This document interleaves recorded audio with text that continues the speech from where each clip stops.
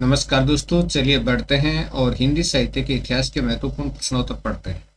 ये प्रश्नोत्तर हैं वो PGT, PGT, net, JRF exam या हिंदी साहित्य की कोई भी एग्जाम हो उसके लिए महत्वपूर्ण प्रश्नोत्तर हैं। तो चलिए बढ़ते हैं और पढ़ते हैं प्रश्नोत्तर को। संयुक्त राष्ट्र संघ में हिंदी में भाषण देने वाले प्रथम व्यक्ति का नाम बताइए। चलिए उत्तर देखते हैं। अटल बिहारी वाजपेयी 1977 में उन्होंने संयुक्त राष्ट्र संघ में हिंदी में भाषण दिया था। ठीक है जी। ज्ञानपीठ पुरस्कार से सम्मानित प्रथम हिंदी महिला साहित्यकार कौन थी? ज्ञानपीठ पुरस्कार से सम्मानित प्रथम हिंदी महिला साहित्यकार कौन थी, इसका नाम अपने को बताना है। तो चलिए उत्तर देखते हैं। महादेवी वर्मा, यमा काव्य संग्रह के लिए, और 1982 में इनको ज्ञानपीठ पुरस्कार मिला था। अगला क्वेश्चन है, हिंदी में प्रथम संस्मरण रचना का नाम बताइए। हिंदी में प्रथम संस्मरण रचना कौन सी है और उसका हमें नाम बताना है।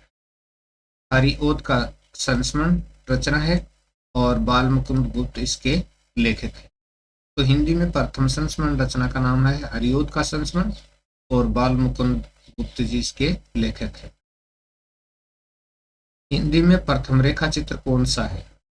तो हिंदी में प्रथम रेखा चित्र कौन सा है? पद्म पराग है। 1929 में इसका प्रकाशन हुआ और पद्म सिंह शर्मा की ये रचना है। हिंदी में प्रथम रेखा चित्र पद्म पराग 1929 में ये प्रकाशित हुआ और पद्म सिंह शर्मा की रचना है। नेक्स्ट क्वेश्चन अपना है, हिंदी में प्रथम जीवनी कौन सी है? तो हिंदी में अगर प्राचीन जीवनियों की दृष्टि से देखा जाए तो भक्तमाल है। 1585 में इसकी रचना की गई और नाभादास द्वारा रचित है। लेकिन आधुनिक जीवनियों में हिंदी की प्रथम जीवनी अलग है, ध्यान रखना। चलिए, हिंदी साहित्य में मौलिक जीवनी लेखक कौन हैं? तो हिंदी साहित्य में प्रथम मौलिक जीवनी लेखक कौन माने जाते हैं? जिन्होंने प्रथम मौलिक रूप से जीवनी लिखी है, कार्तिक प्रसाद खत्री है। कार्तिक प्रसाद खत्री ने मौलिक जीवनी लेखन का कार्य किया।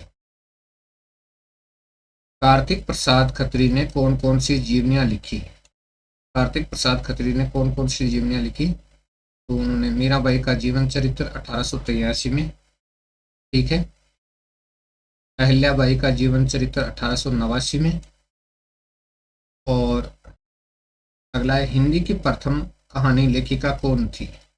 हिंदी की प्रथम कहानी लेखिका कौन थी, उनका नाम बताना अपने को। तो बंग महिला थी जिनका नाम राजेंद्र बाला घोष था और उनकी कहानी का नाम था दुलाई वाली। उनकी कहानी का क्या नाम था? दुलाई वाली था। ठीक है जी, आगे बढ़ते हैं। हिंदी साहित्य में मुक्त छंद का प्रवर्तन करने वाले साहित्यकार का नाम बताइए। तो हिंदी साहित्य में मुक्त छंद का प्रवर्तन किस साहित्यकार ने किया था?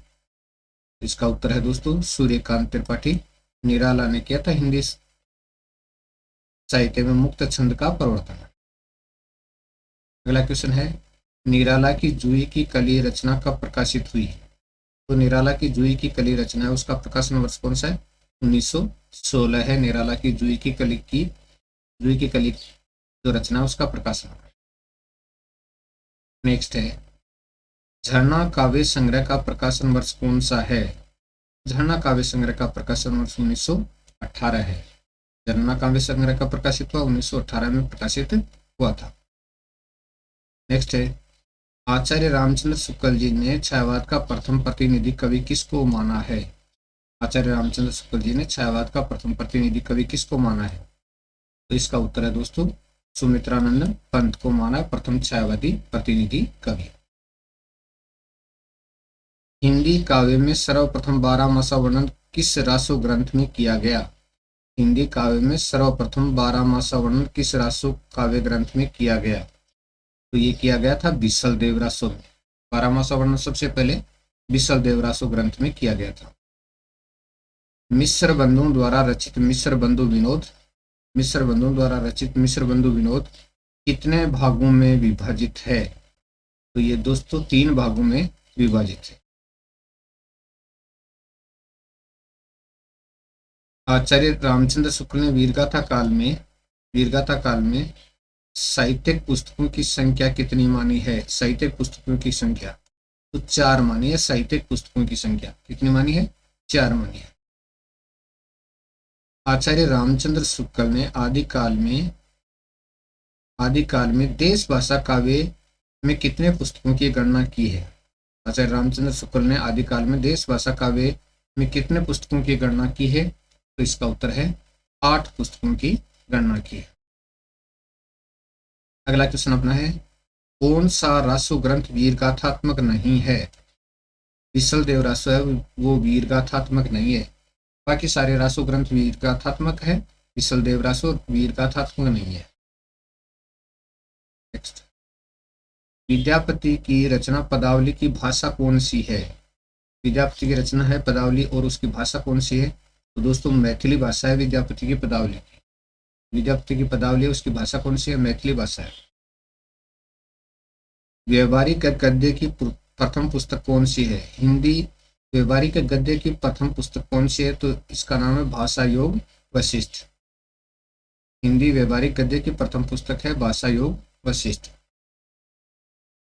नेक्स्ट है, राजस्थानी भाषा का उद्भव किस अपभ्रंश से हुआ था? राजस्थानी भाषा का उद्भव किस अपभ्रंश से हुआ? सौर सैनी अपभ्रंश से हुआ था राजस्थानी भाषा का उद्भव। नेक्स्ट है, आचार्य रामचंद्र शुक्ल का हिंदी साहित्य का इतिहास ग्रंथ हिंदी शब्द सागर में किस नाम से प्रकाशित हुआ? बहुत ही शानदार क्वेश्चन है। आचार्य रामचंद्र शुक्ल का हिंदी साहित्य का इतिहास ग्रंथ हिंदी शब्द सागर में किस नाम से प्रकाशित हुआ था? तो इसका उत्तर है हिंदी साहित्य का विकास नाम से। हिंदी साहित्य का विकास नाम से यह प्रकाशित हुआ था। चलिए, जनता की संचित चित्तवृत्ति का प्रतिबिंब ही साहित्य, यह कथन किसका है? जनता की चित्तवृत्ति का संचित प्रतिबिंब ही साहित्य है, यह कथन किसका है? तो ये कथन आचार्य रामचंद्र शुक्ल का है। ये कथन किसका है? आचार्य रामचंद्र शुक्ल का है।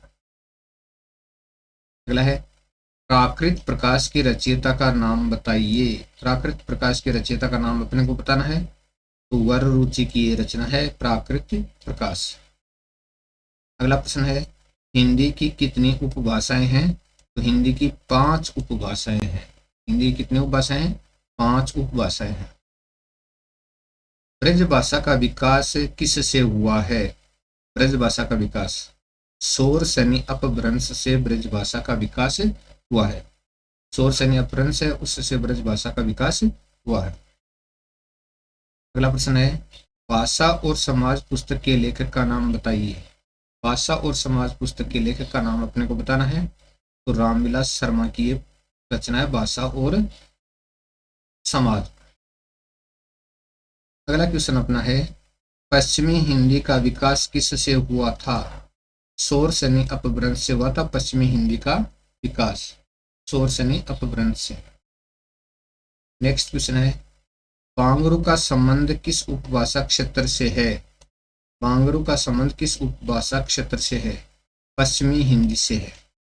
बांगरू का जो संबंध है वो पश्चिमी हिंदी से है। हिंदी क्षेत्र की बोलियों की संख्या कितनी है? 18 है। तो हिंदी क्षेत्र की बोलियों की संख्या कितनी है? 18 बोलियां हैं हिंदी क्षेत्र की। अगला है, हिंदी काव्य धारा पुस्तक के रचनाकार का नाम बताइए। हिंदी काव्य धारा पुस्तक के रचनाकार, तो ये राहुल सांकरत्यायन की रचना है हिंदी काव्य धारा। हिंदी काव्य धारा पुस्तक है वो किसकी है? राहुल सांकरत्यायन की। भाषा सर्वेक्षण ग्रंथ के लेखक का नाम बताइए। भाषा सर्वेक्षण ग्रंथ है उसके लेखक का नाम बताना है। जॉर्ज ग्रेटसन का ये ग्रंथ है जिसका नाम है भाषा सर्वेक्षण। अगला क्वेश्चन है, खड़ी बोली को सम्मिलित किया जा सकता है। खड़ी बोली किससे उपभाषा की बोली है? तो ये पश्चिमी हिंदी में सम्मिलित किया जा सकता है। पश्चिमी हिंदी की बोली है ये, पश्चिमी हिंदी उपभाषा की। नेक्स्ट है, पश्चिमी हिंदी में सम्मिलित बोलियों की संख्या कितनी है? 5 है। पश्चिमी हिंदी में सम्मिलित बोलियों की संख्या कितनी है? तो इसका उत्तर है दोस्तों 5 है। अगला क्वेश्चन है, हिंदी भाषा की विकास क्रम में ईस्वी से 5वीं शताब्दी तक की भाषा को क्या कहा जाता है? ईस्वी से 5वीं शताब्दी तक की भाषा को क्या कहा जाता है? 5वीं शताब्दी तक की भाषा को कहा जाता है प्राकृत। ये दोस्तों वीडियो आपको कैसा लगा? अच्छा लगा तो लाइक शेयर सब्सक्राइब कमेंट कीजिएगा, नहीं तो कोई बात नहीं है। धन्यवाद दोस्तों।